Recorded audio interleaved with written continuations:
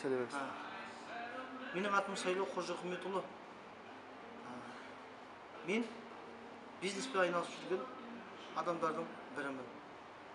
Бүгінгі таңдағы 21 ғасырдағы ең дамып жатқан бизнестердің бірі ол мына интернет арқылы жұмыс жасау.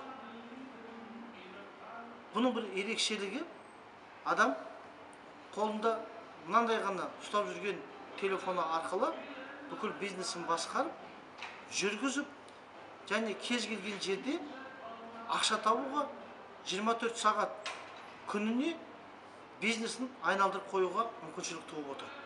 Сондықтан да біз сіздерге айтарымыз, назар аударыңыздар. Ең жақсы нәрселер ақпараттың ішінде. Бірақ соның ішіндегі ең тұшымдысы, ең мықтысы, ең керектісі ол қайсысы?